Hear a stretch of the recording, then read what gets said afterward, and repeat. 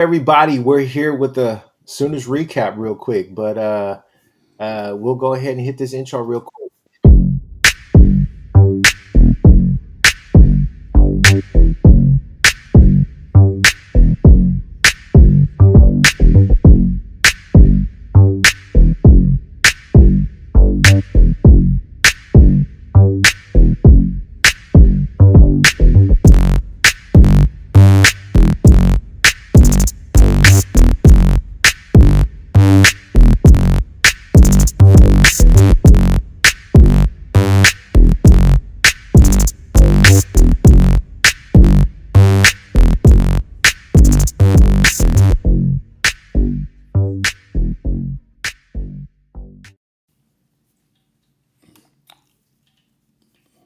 Your mic's off.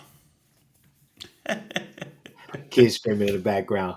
Guys, we're here this morning. Sorry for the little mishaps or whatever the case may be, but we're here off of that win that the Sooners got last night in Tuscaloosa. Chris with a K, Horns Down Podcast. Chris Mason here with the Sooners 360 podcast. Not sure where Jason is at. Jason is probably somewhere in La La Land right now, Cloud Nine, enjoying that win. He was there at the game last night. I know that he was. Uh, I think with Coach Smook last night. So obviously, gotta let the big guy get some rest. Regardless, we are here this morning to talk about the game. Chris Mason, big win last night, great win last night, and like I said, for the longest. These last three games, including the Alabama game, biggest games of Brent Venables' career. What were your overall thoughts about last night? Well, I think it's the biggest conference game win since Baylor in 2015 in Waco, when an OU team that an OU team coming off a bad 2014 season kind of took control of the Big 12 and started to really have a realistic thoughts of making the college football playoff. So I think it's the biggest game in 10 years. I think this defense has stamped itself as the best OU defense since 2001. And to just remind folks, that's a defense that had just a bunch of guys with who were known by just first names: Roy, Teddy, Rocky, Tommy, Dusty, Derek Strait. Um, that's that's pretty much the benchmark when it comes to Oklahoma defense in the 21st century. You'd have to go back maybe to the mid 80s and then the mid 70s with the Selman brothers to have to really talk about better OU defensive play. And they're certainly doing that in different generations, different eras of college football. I mean, the performance OU put on the field last night, late afternoon, whatever time zone you want to call it, on defense is just incredible. And then you factor in that OU did it without any real contribution from Jaden Jackson, and you didn't have Gentry Williams, and you didn't have R. Mason Thomas, three of your potential best starters on. You're down 25% of your starters on defense. I'm not sure. I didn't pick this. I didn't think we'd pull this off. I didn't think we'd get the Tennessee win. I think you've got to give Brent a lot of credit for going on the road and winning games that he hasn't won the prior 3 years, for changing some things. And, it wasn't a great day. The offense is still mucking about and struggling, but when they get turnovers, they're cashing them in. And you can't say that about previous Sooner squads. So let's just stop there before we get to the offense, 'cause I got a lot to say about the offense, but probably way different than what you probably think I would go. But I would say that Let's just talk uh, defense. The defense. I mean, yeah, oh if my we God. if we give a game ball out right now, guys, to go to Brent Venables right now. Um, Brent Venables went out there and called a hell of a game defensively last night.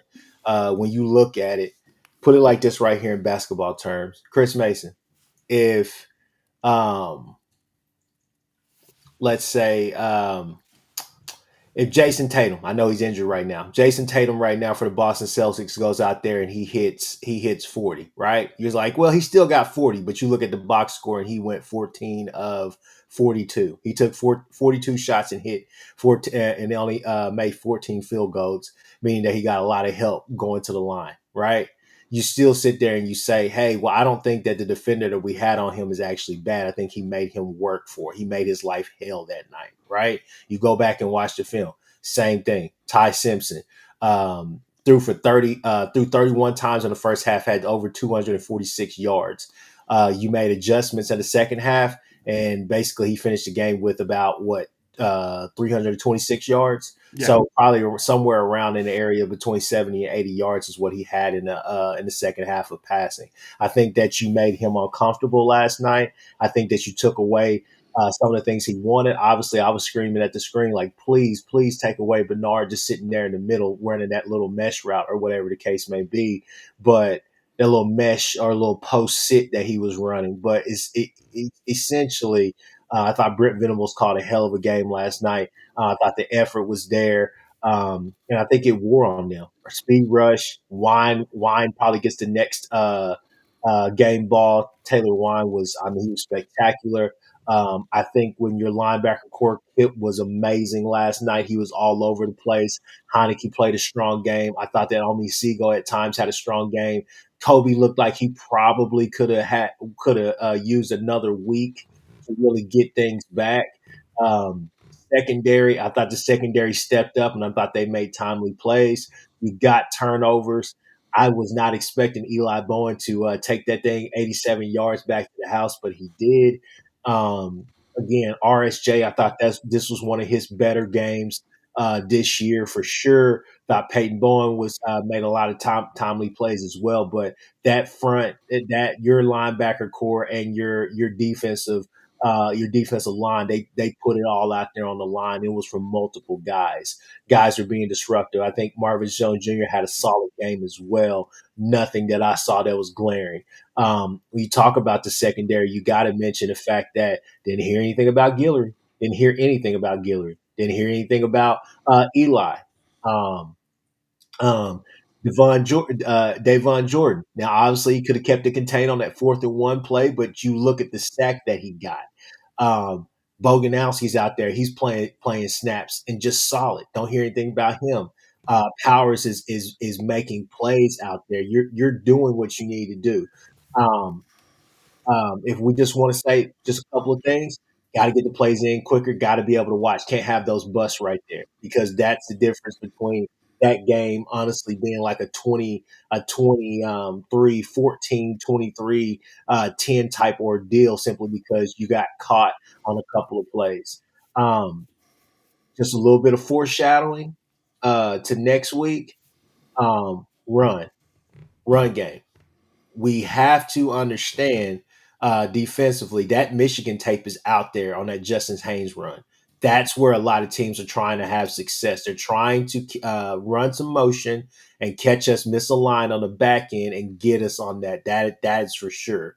When you look at Missouri, Missouri is looking at the Texas tape, and that's what they've been running the past couple of weeks, in my opinion, as far as what they want to run. But we'll get to that. But no, Chris Mason, I thought defensively you played a great game, and I think that Venables called a hell of a game. And I thought that he got pressures. He got him hurried. There was disruption in the middle. He couldn't just necessarily step up. And again, guys were getting around the edge. Guys got sacks. You got fumbles. We got all types of stuff. Special teams was huge again tonight. I think both of those units were your better units. Yeah, I mean, when you, I'm a little annoyed. I watched one couple of podcasts, and some folks were just kind of saying, "Well, Simpson just had a bad day," and I'm like, "We just didn't wake up and decide to have a bad day. Oh, you forced him to have a bad day. Those three turnovers were all forced. It's not just like he pulled a Landry and just sort of whiffed the ball and fumbled it like in Landry and Stillwater that one year. The pick was forced by OU blitzing and Bama's O line not picking it up. I mean, when Simpson's throwing that ball to Eli. He has a linebacker in his chest, right? He's he's forcing to throw the ball and he's forcing to be inaccurate. And then obviously Wine's fumble. I mean, could he have blown up Simpson more on that play? I mean, he basically hit him with a Mack truck from that perspective. And then Jaden Hardy punched the ball out from Ryan Williams. Those are the three turnovers. I mean, I think you could argue that the PI call on Kendall Daniels on the other interception was weak, soft.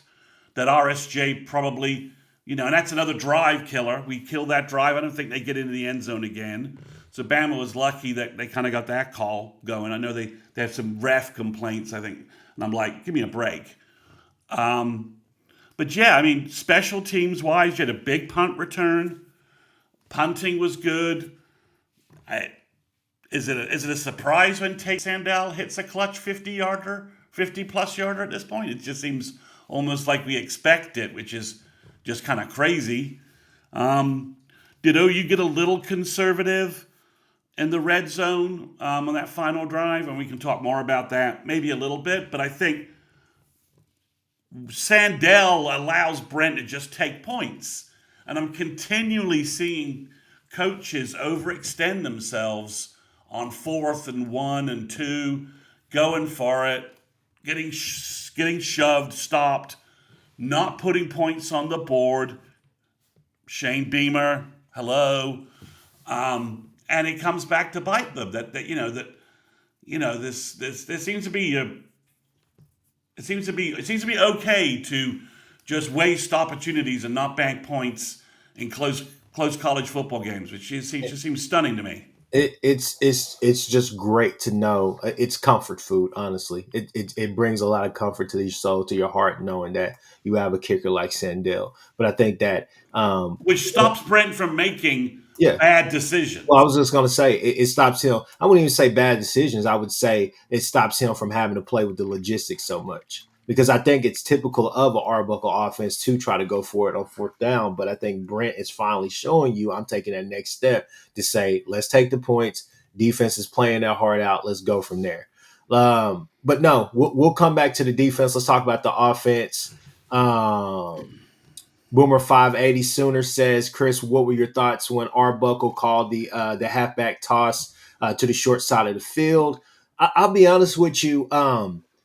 My only beef with Arbuckle during this game, honestly, were just on some of the short yardage plays like that one. I thought that it was fine. I'm glad that we ran the ball, but I think there were other areas that you could have. There were other times where you should have ran the ball. It would have been more timely.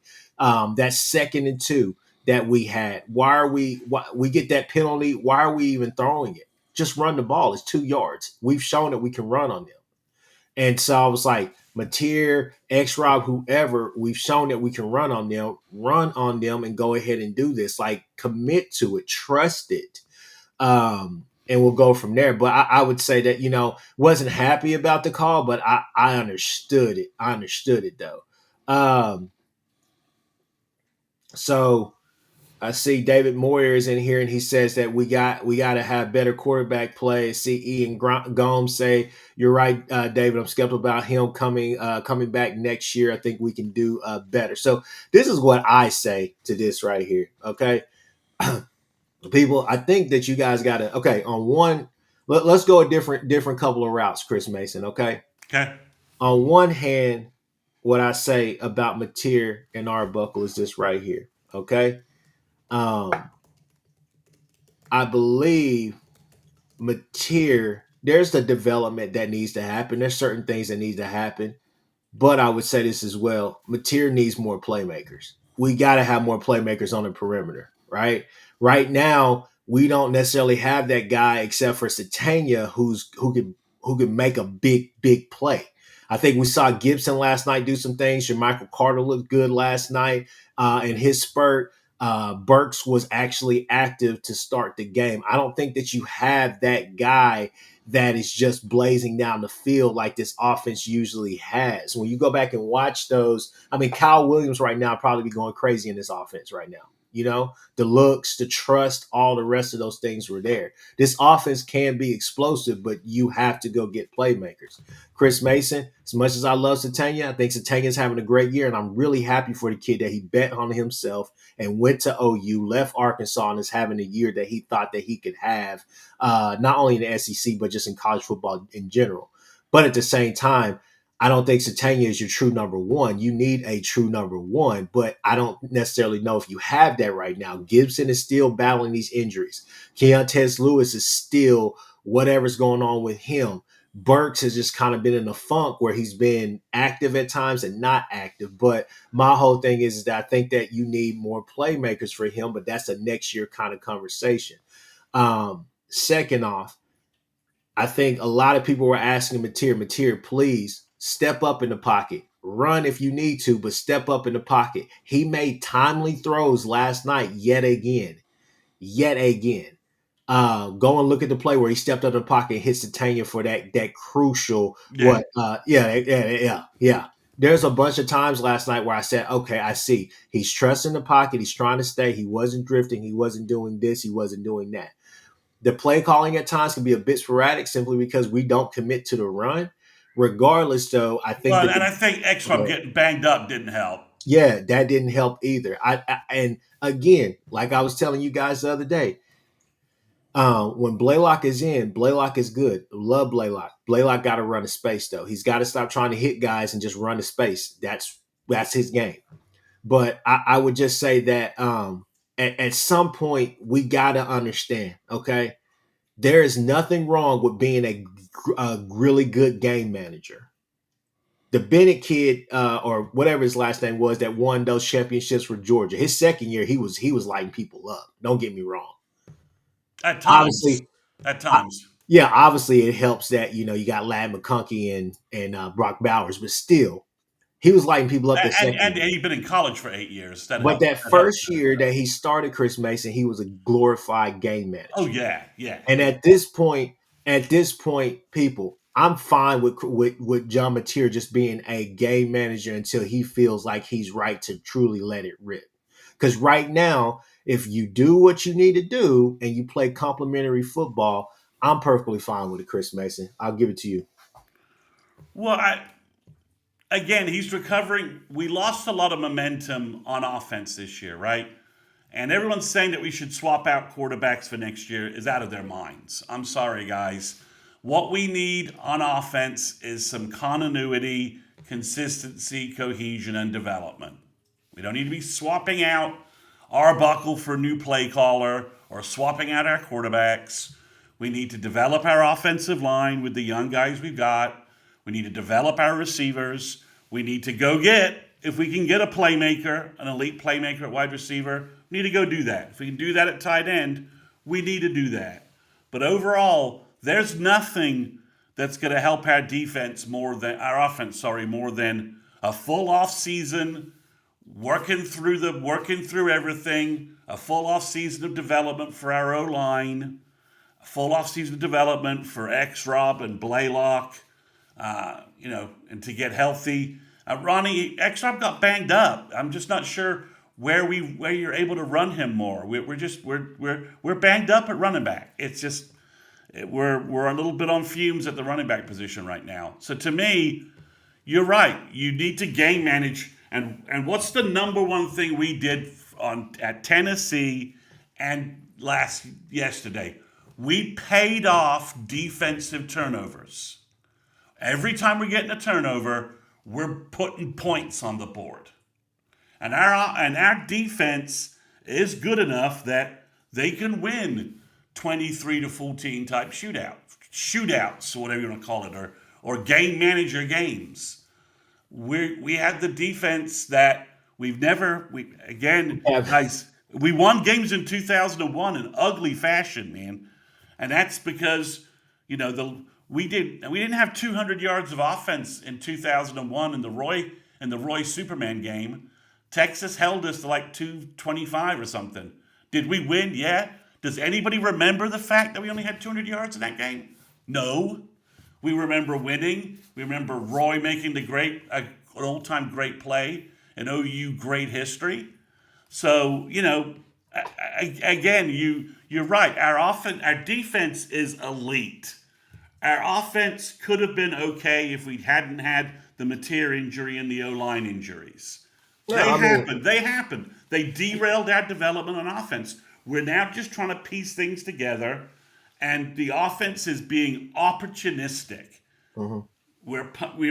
We could have put we kicked two red zone field goals, but and on the second red zone field goal, maybe did get conservative. But if I'm Brent, I'm like, I'm banking the three, and I'm going to bet on my defense getting another stop. And he was right. That's what happened. And Keontae Lewis not being back, a guy being healthy, all the way healthy. I think that hurts as well. It's another safety net for him. Yeah. Jinka Blank says, "Look, I'm just gonna say it. Our quarterback is not that good, and he don't see the field that good, but he's good enough in my opinion." I just think that the criticism of Mateer at this point, up to this point, is just crazy to me because there's just so many multiple factors to where it's like he hasn't really lost you a game. I mean, you could go back to the Ole Miss game and say there's multiple things that he didn't see. The Texas game, or there's multiple reasons why we didn't win. I mean, you could go and point at BV and say, why did you stop blitzing old boy and just start running zone? Right? They're literally just climbing up on us and waiting on that. You can go look at Satanya's fumble. I mean, there's plenty of reasons why, guys. Not just one person to blame. Sugo English or Sujio English, he says materials a one read and take off. He's saying that if you want to play Hawkins, I'm like, I guess where I come in at is just like you, Jason, all the rest. I just don't get it. Like your infatuation with Hawkins after these two games we saw this season, knowing that that's what he's going to do is just take off and run. I just don't know. I really don't know what you guys expect. Like we are literally 10 games into the season now. And I don't necessarily know if we are what we are right now simply because I see the progressions. He's not a one read guy. I see his head moving. I see him doing certain things. Guys are just not necessarily getting open as quick as you think that they would. We have a wide receiver out there right now who's coming back off a broken leg. We have Burks, who is just I don't know, right? I mean Just being taken away.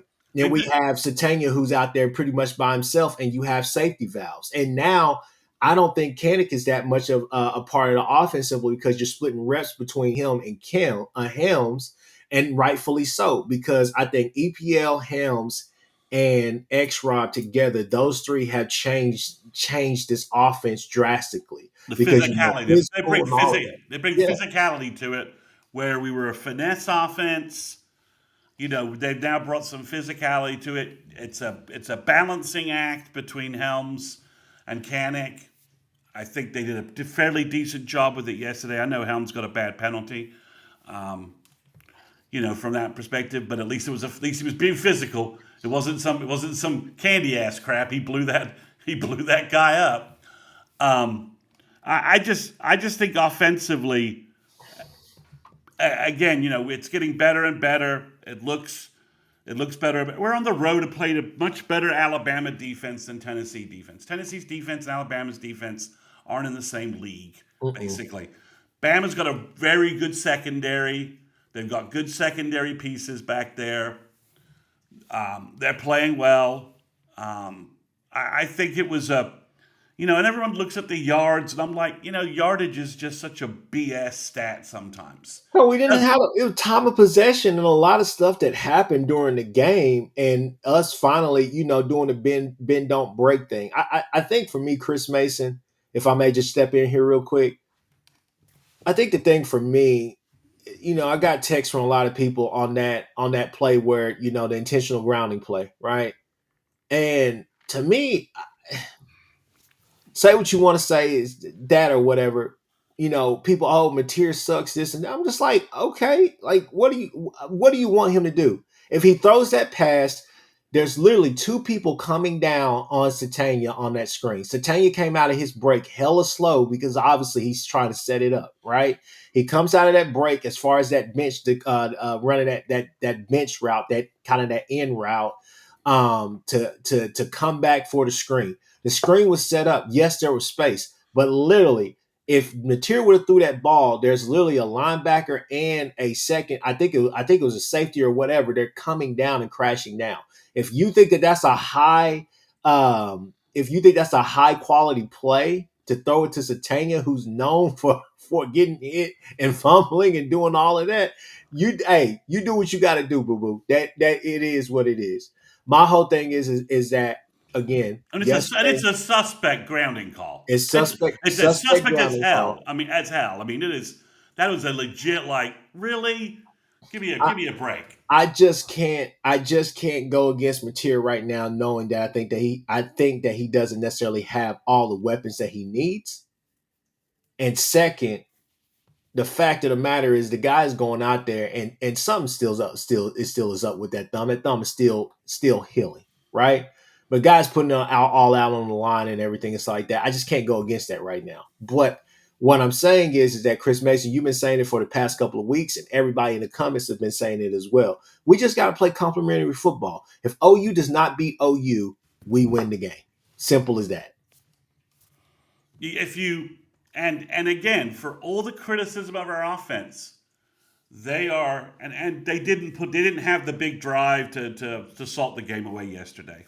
Yeah, that would have been nice, but the false start and then the bizarre grounding call cost us.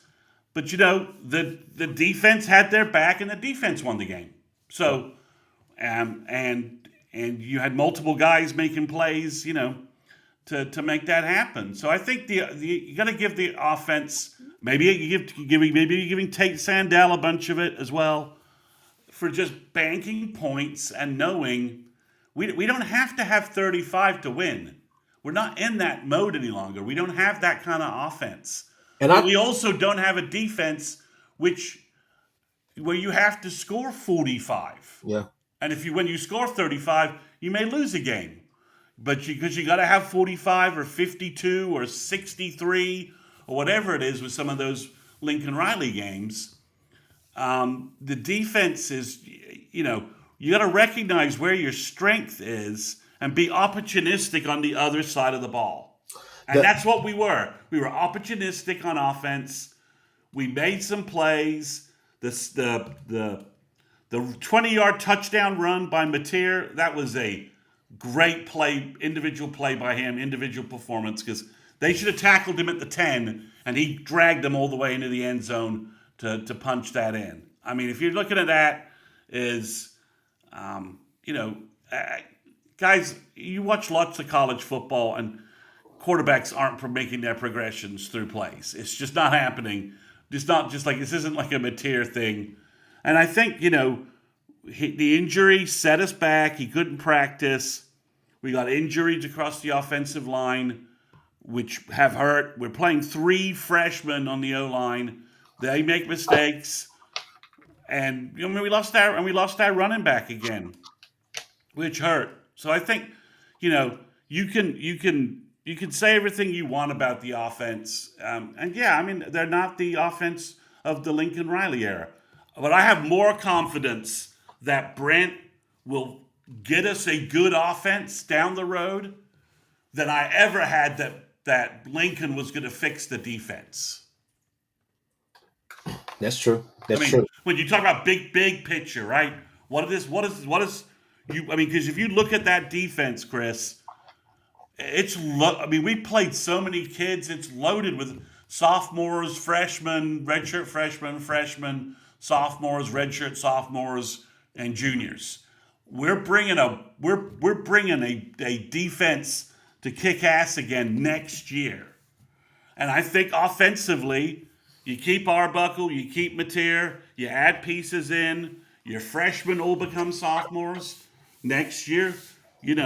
We could be very good on off. We could potentially be good on offense. You get a playmaker, wide receiver from the portal, okay, or someone from one of the young kids steps up. If there's any criticism I have, it's Is there really no way we can get Elijah Thomas and Kearney on the field and get them some reps? Are they really just being that beaten? Are the veterans just outplaying them that much in practice? And that's the thing we don't know. And I think you would like to see. I'd like to see Elijah Thomas just to see what if is as because we just need a little bit of offense, a spark here, big play here, someone who can turn a 15-yard play into a 40-yard play.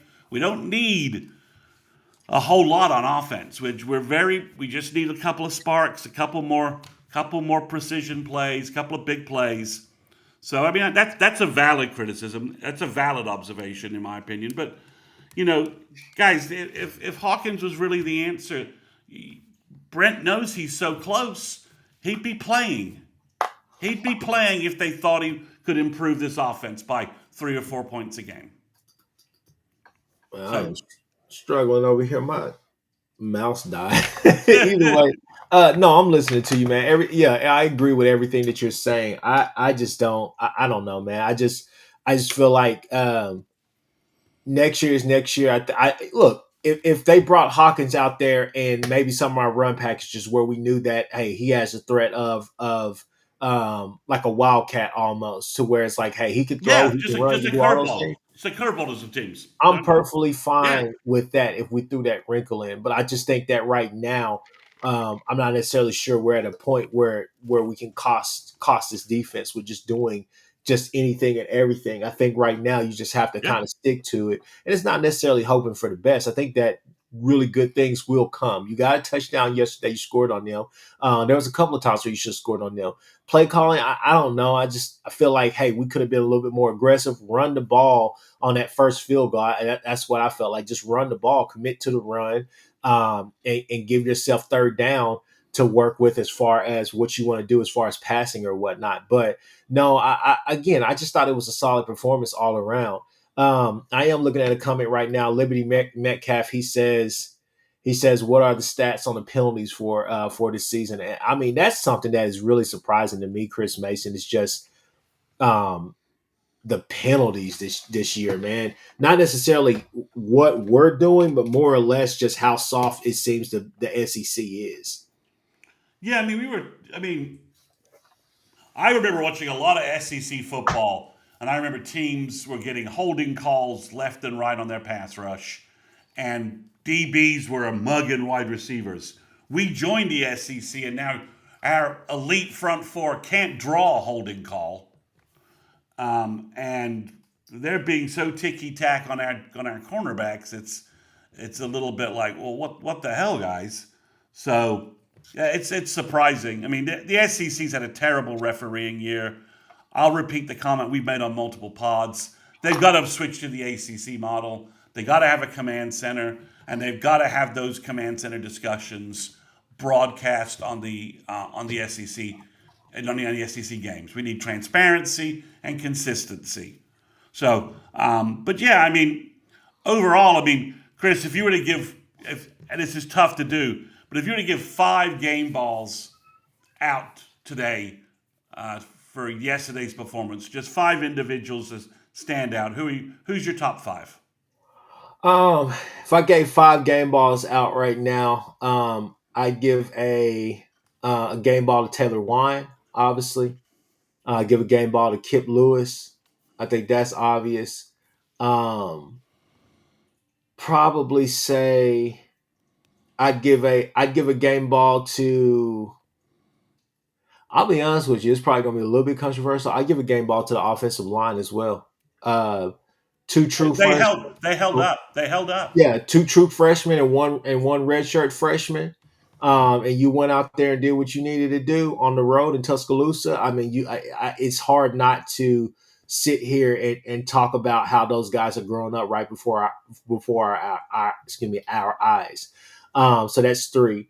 Um, I think that you gotta give a game ball.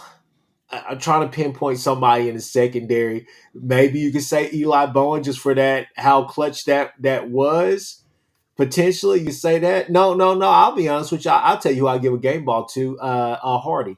I give a game ball to him for creating havoc on that play. That was a key play for us to get the ball back and to go get that score. I believe that led to the Mateer score, right? And Yeah, then the Mateer rushing touchdown. Yeah. yeah, and then last but not least, man, like I said before, I give a game ball to the head coach. I give it to the head ball coach. Brent Venables deserves one because that was a hell of a game that he called yesterday. Again, yeah, Ty Simpson finished with for 326, but I mean he threw the ball what 50 times. Well, we shut down their running game. You made them one dimensional Yeah, in the run, and everyone's like Ty Simpson had just had a bad day. No, he didn't have a bad day. I mean, give Brent a game ball for just out strategizing, out scheming Ryan Grubb. Right? yeah. All we heard was Ryan Grubb, best guy, and then Brent basically in the 1-to-1 matchup beat him. Go ahead, Chris Mason. Who are your game balls? Well, I think obviously, Taylor Wine and I think Kip are just so obvious. You can't, you really got to, you can't do that. I'm going to give one to Satania. Tough catches, great punt return that set up. That really, I mean, we started hot, right? We didn't start cold like we did against Tennessee. And I think the Satania punt return was a big reason why. So I give Satania one. I think uh, based upon just watching stuff and seeing stuff, it looked to me like Reggie Powers was kind of all over the place. He had a sack, he was physical, he was making some plays. So I'm going to give the young safety Cheetah a game ball. I'm sure he made some mistakes on the deeper side of the film, but he was set. He made a couple of physical tackles, open field tackles that helped the defense get Bama off the field. And then I think probably I'm going to give a game ball to Jermichael Carter. He made a couple of nice big plays. He's rounding into form. He's a guy who could, because remember he came in late, so he's sort of rounding into form a little bit. He's got a lot of physical skills. Maybe in the next couple of games he makes some bigger plays for us. But when we needed to get some first downs, he made some nice catches. There's a lot of potential. We've not tapped all that. There's a lot more there. Mhm. And I think on the road and in a big in time environment, he made some clutch plays, and I think that's encouraging for what he could be for the Great rest. blocker, great And blocker. he's physical too, right? Yeah, He's out there blocking. Another physical piece another piece of that whole. We're going to swap some pieces in, and we're going to get more. We're going to be more physical. We're going to EPL, Helms, and Carter are giving us three guys who just more physical in the run game, helping X-Rob. I honestly think if you hadn't got hurt, we'd be giving X-Rob a game ball. He probably would have crunched out about 80 yards for us, and may have we may have salted this game going away. But what can you do? But I think when you look at defensively, just how many kids were playing. I mean, Jaden Jackson didn't really play. Marcus Strong is giving us good reps inside.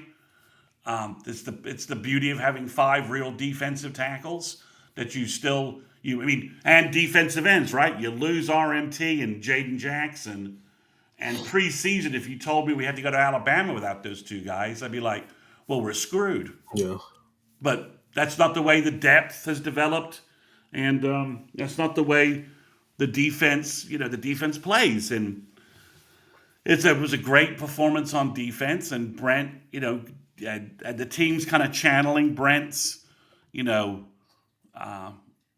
mantra, the way he wants to work. I love the hard to kill T-shirts they're wearing. Pollock said that a while ago on one of his pods. He was like, he was talking about basically, hey, if a head coach is calling the plays, those teams have never really, won a national championship and stuff. But he was like, man, he's like, you got to look at what Venables is doing, calling the plays now. He's like the defense. You knew the defense was going to be good, but he was like they got an extra bit of juice about them now. He's like it's because they've adopted his attitude, being so aggressive and doing what doing what he loves to do, which is blitzing, getting to the quarterback, creating chaos all over the field. Those pictures change, and you saw that last night, man. You saw a lot of that last night.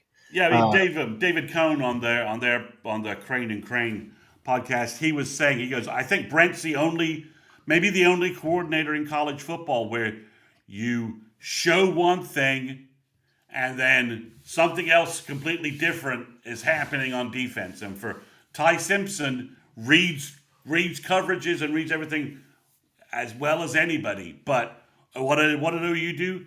He was, I'm expecting this, and he dropped back, and then all of a sudden he couldn't get a read on what we were doing. And as you said, we made him work hard for those yards.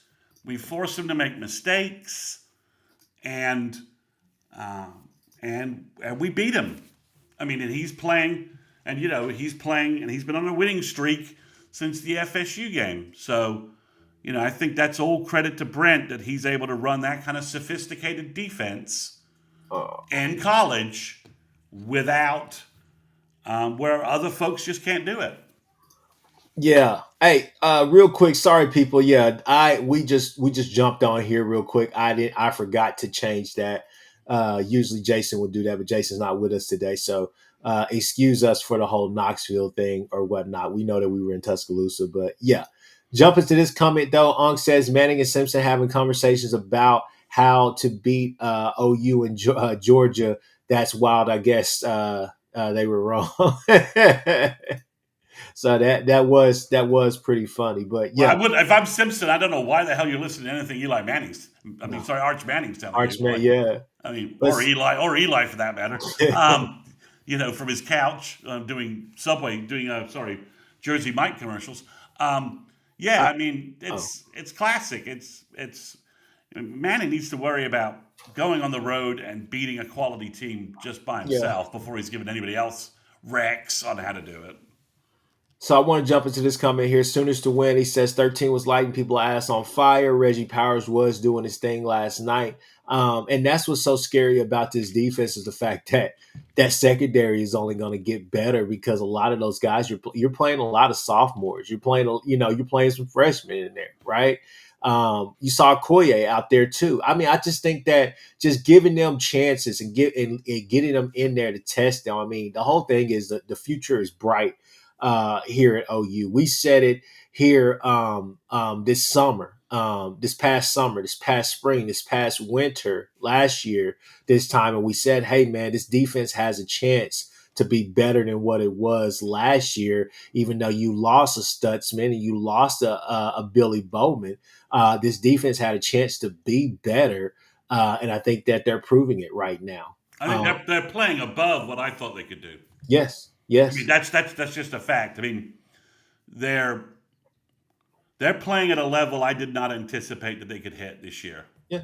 Preseason. If you told me preseason, you know, they would be top 15, I was like, okay, yeah, I can believe that. But legitimately, they're the best defense in college. You can say they're the best defense in college football, and you really only have one real argument based upon the teams they've played right now, and that's Ohio State. Huh. Liam Brooks says, "How many SEC teams does Oklahoma have to beat before people stop saying OU doesn't belong in the SEC?" I mean, that's a good question. What do we got to do, right? Again, I think you channeled that energy to the point where the naysayers don't really matter. We don't have to deal with all that stuff, man. Just go out there and play good football and go win games. Chris Mason, one point I do want to point out about both sides of the ball. There's one thing that I want to see both sides of the ball get, okay?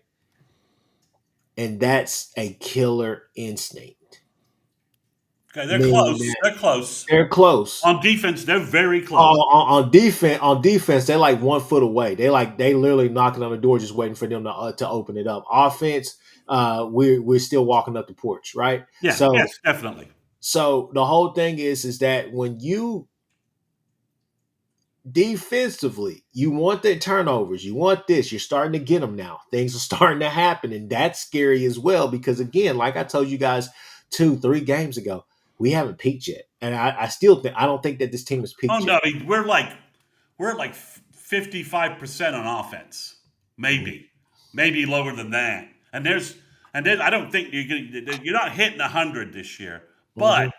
there is quantifiable improvement from the assets we have and how we're playing on offense. I mean, just look at the game yesterday. If we're clicking a little bit more on offense, that's a that's an 8 point that's a 10 point win for Oklahoma. I mean, Greg Ray, you could kind of go back and forth with it. Knockout punch, killer instinct. I think we're all what I mean. What I mean by this is it's not necessarily the knockout. Yes, yes, both. Killer instinct, yeah, that equals out to a knockout punch. Simply because, hey, you go get an interception against him, a pick six against him. I need you to come out there and get another stop. Stack them, right? Mateer, go down there, score that touchdown. I need you to go get another one next drive. I need you to be able to respond. Go blow for blow whenever you need to, right? Those are things right there. I think that like, hey, if we could get that, even if it's just on one side of the ball, I think if we could get that and be so dominant on one of those areas, and all it has to be is just one game, right? You're asking for complementary football throughout the rest of the season or throughout the rest of the way, wherever we land and wherever we finish. But I think that at some point in one or two or three more of these games that we're hopefully going to be able to play, you got to be able to have that at least just one game, even if it's just on one side of the ball to give the other side a chance. Again, I'll be honest with you. I still think that to start the game, to start the second half, I felt like the offense had a lot more juice to it. I felt like they were lively. They looked active. It's the best coming out of the half we've had on the road because Yes. generally, I mean, Tennessee we came out three and out and Yeah. all that. So I think you're right. I think we're getting it's you know I we're winning games and we're not playing at an elite level. And we're winning very tough games against excellent opponents on the road. Yeah. And when you add all that up, that there's if OU can just we're in the margins right now on offense. If we could just be 15% better on offense, that could pay off huge because of how well we're playing defensively. Mhm. We're very it's right there on the edge. It's we've got two tough home games left, and then a 3 week break before you'd have to play again, right? If we were able to go 10-2 and get into the playoffs, that's Mhm. 3 weeks for our defense to get healthy. It's 3 weeks for Mateer to work with our wide receivers, our young offensive line to get 3 weeks of good practice in. I wouldn't want to match up with Brent having 2 weeks to create a defensive game plan either. Mhm. So if I'm in the college football playoff, I don't want to play OU because if OU's defense plays above what they're doing, you may get 10 points on the board and you may give up three turnovers and you think you can stop OU's limited offense. Well, not when they get in field position and not when the defense is setting them up. Yeah. See, Byron Smith, he says, what we need is a solid number one wide receiver. We need big play wide receiver to open up the offense. I think, yeah, we talked about that a little bit earlier. And again, I think this offense is still a bit raw. I think there's some time and some grace that you need to give to guys with the injuries and this and that. But hey, we will definitely talk about that soon. But I definitely agree with that. Max Force, he said, it seems like they don't commit long enough to the run long enough to get rolling. I would agree with that. I definitely agree with that. Sooners to win says you guys think Keontae Lewis will play versus Missouri. I hope so. I hope that you get to see a solid rotation out there that would give us pretty much five because you could put your Michael Carter in there. But I think that you gotta roll with who's the hot hand and who's doing what right now. So just see, practice is everything, right? The biggest thing is we got to see where is, Jaden Jackson first. I think he'll be fine because they held him out, but he was out there a little bit. See where R. Mason Thomas is. I know my uncle screaming at me saying, "No, I would just rest him. I think we could beat Missouri without him, which I think we can too, but we'll go from there." Third thing, gotta get Gentry back. That's another big piece to the pie as well. So just gotta get healthy at the right time. It's all you need. Um, yeah. He said Greg Gray said, hell, we passed the 50 and you stopped the offense. We just send in booty shorts. I mean, yeah.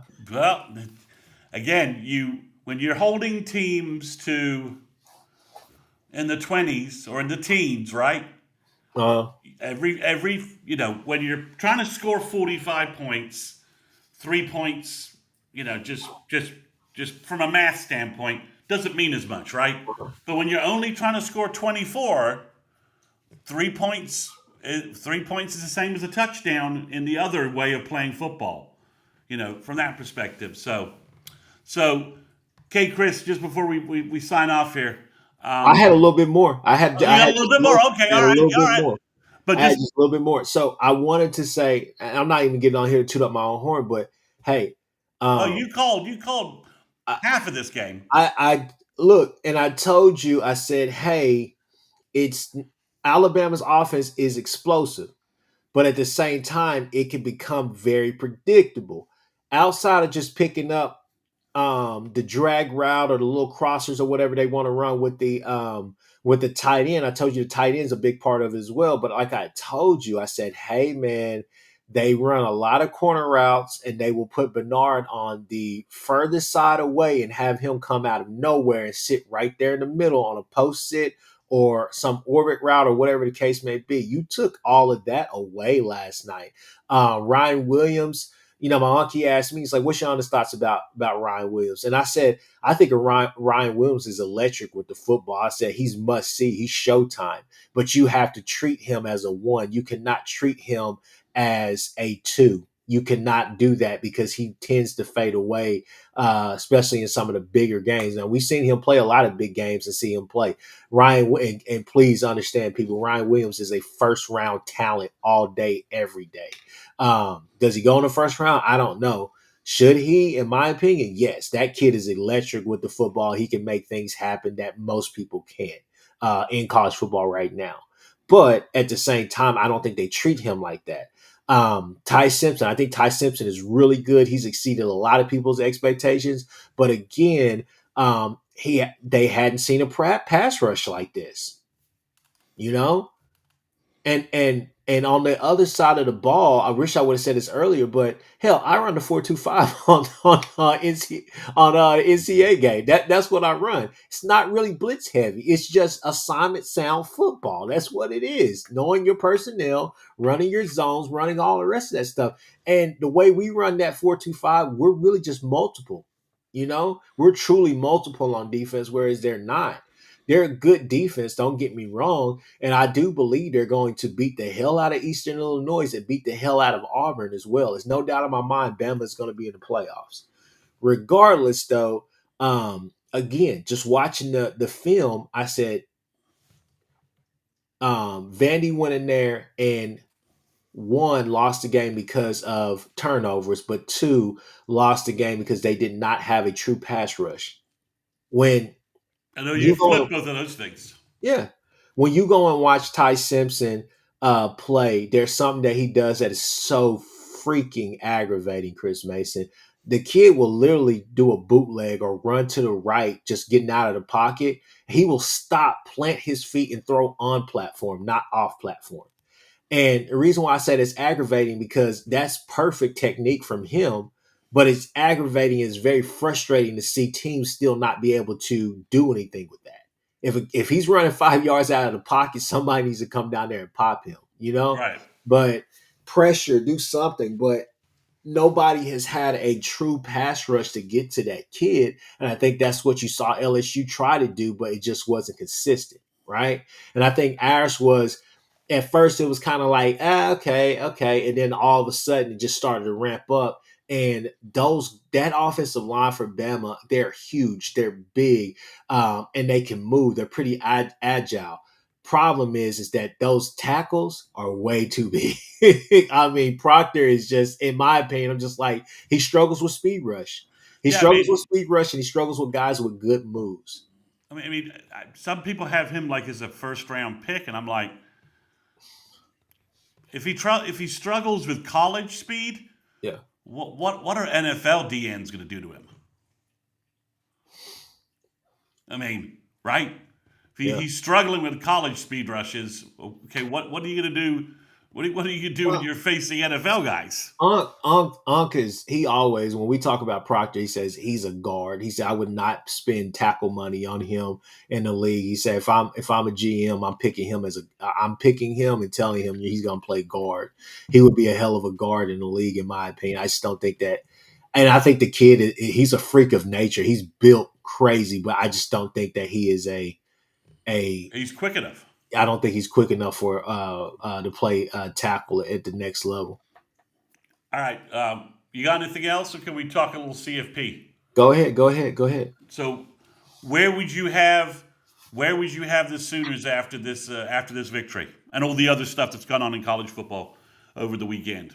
I'm gonna be I'm gonna be honest with you. I think we should jump Notre Dame. I believe that we need to jump Notre Dame. Hell, not just for our sake, but just for the credibility of Of of college football, college football playoff committee. They went. Hey, don't get me wrong. They went up there and they did what they needed to do against Pitt, who had could be potentially uh, their biggest threat, right? That was left on their schedule. But I think that you probably are somewhere around that 7 or 8 okay. mark. Should they be ahead of Oregon? I feel like they should because Oregon doesn't have that signature win this year, in my opinion. Right. But then again, Oregon only has one loss, so I don't know. It's just hard to really gauge whenever you're 8-2 in the SEC with how the SEC is right now. And the SEC, don't get me wrong, it's kind of top heavy. It's really not though because teams are going out there and battling. I mean, South Carolina, how that happened, I don't know. Um, Ole Miss was on the verge of losing last night At home, at home. and the Miss Aggies were at home. Yeah, Mississippi State has all but kind of quit, but they've been kind of Well, resurging. they're out of gas, right? Yeah, they're out of gas. They're Mississippi already State, their depth is depleted. They're out of gas. So, but Vandy is um, still there. Vandy is on by. But yeah, no, I think OU will be somewhere around about 7 or 8. I think that's right about where they're at. And you know what, honestly, perfectly fine with that. so, um, was there anything else about yesterday that surprised you? Were you surprised? I know it got a little bit out of hand. Were you surprised how ineffective Texas looked against UGA? Um, yes and no. Okay.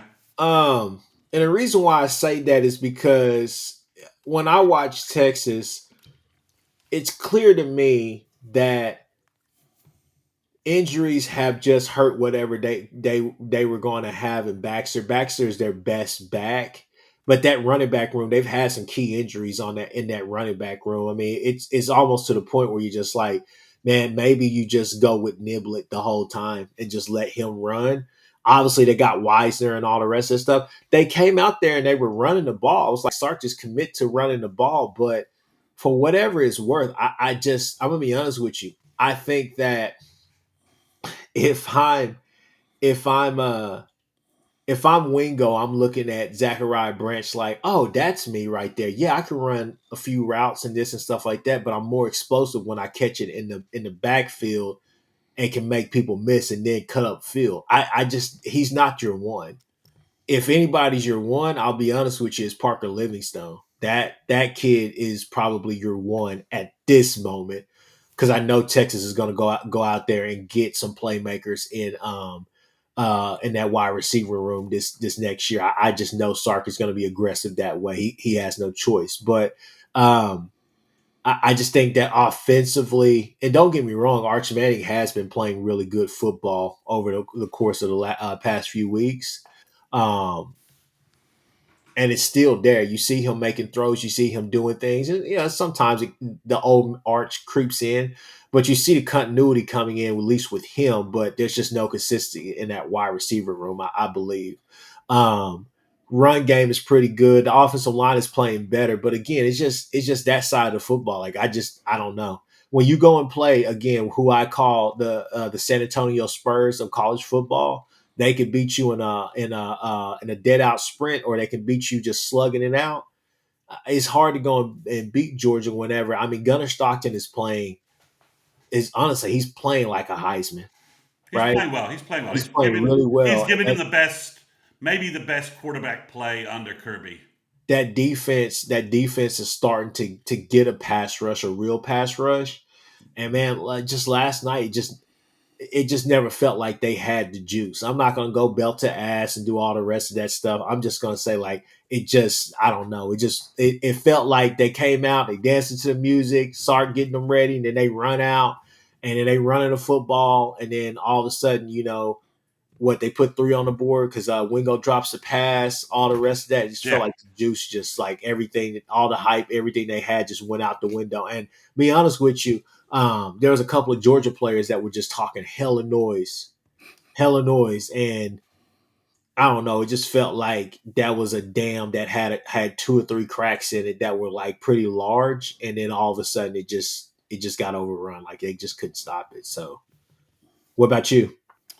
Yeah, I mean, I wasn't too surprised just because I just feel like Texas is is a bad road team. They just I they didn't have to go on the road last year. Then they've obviously showed cracks all over the place going on the road this year. I mean, let's call it what it is. Kentucky and Auburn, sorry, Kentucky and Mississippi State should have beat them. I mean, they should have. So, I mean, Texas should have four road losses. So let's just call that what it is. They're not good on the road. They're not disciplined on the road, and they're lucky to only have two road losses, not four. So I just think, you know, I to me it's odd. Sark doesn't seem very concerned about them not being good. He seems a little off to me on the sideline. Maybe I'm interpreting that a little too much, but would it shock you if Sark took an NFL job? Um, yes, Okay.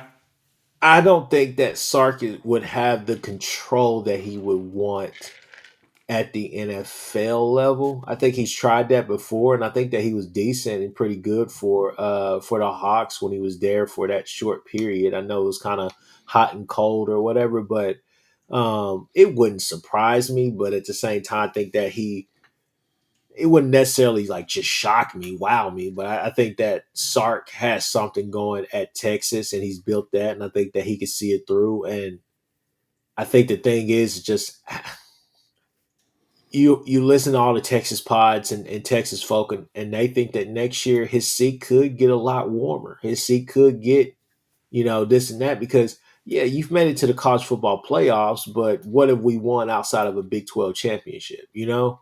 I think at some point that's got to that kind of creeps in to your head. I'm just glad we're not having these conversations about Micah, but yeah, I mean that's a Yeah, I mean conversation for itself. But yeah, that's the big thing. So I'll add one last thing for us is that apparently Nagy, um, Dawson, and Stacy Ford were hitting up big time recruits from OU's celebration on the field at Tuscaloosa. So just another example of how having a front office staff working for OU on the recruiting trail. This is a huge win for the next week. We get everybody talking about OU's win over Bama, everybody talking about OU in the college football playoff. And you got two big weekends of recruits coming in. So that can't be that's a sweet setup as far as that's concerned. mhm. But you just got to go. You can't waste. I am a little concerned with the defensive injuries and just maybe being a little worn out with Missouri coming to town. I think they'll get sky high for a night game with LSU on Thanksgiving weekend. But it's this Missouri game coming up. There's a little bit of a hangover effect. I'm a little worried about. I think you'll be fine. 11 a.m. game. I think offensively, you need to go out there. And yes, people, I know what I've said earlier, but you got to be better. But I think for me, Chris Mason, it's go and put on the film with some of these other teams. Go watch that Texas A&M game that they played against them. You can stop the run and you can stop Hardy. Um, I uh, agree. I mean, no one's really rushed us like that. Not without a you have to be disciplined. yeah. I think you're perfect. I think you'll be perfectly fine. But before I say anything more, you know what I got to do. I got to go watch the film. I got to go watch the film and give you my thoughts. But people, hey, look, we're going to get up out of here. giving you an hour just of our recap or whatnot. Chris Mason and I will be back tomorrow at 8 p.m. to talk about recruiting. Just coming off a big win like this, going into the Missouri game, who's going to be here this weekend. I know that the Allen kid, I know my aunt keeps screaming at that, the Allen kid, the wide receiver, possibly at No, he LSU. went. He went to LSU. He got a LSU offer, so Uh-huh. So they're making a push for him. so there you go, right there. So with that being said, we'll talk about all that stuff tomorrow. Again, we're there for a good time, not a long time. So definitely come with some questions, and we'll talk recruiting. Outside of that, people, we are out of here.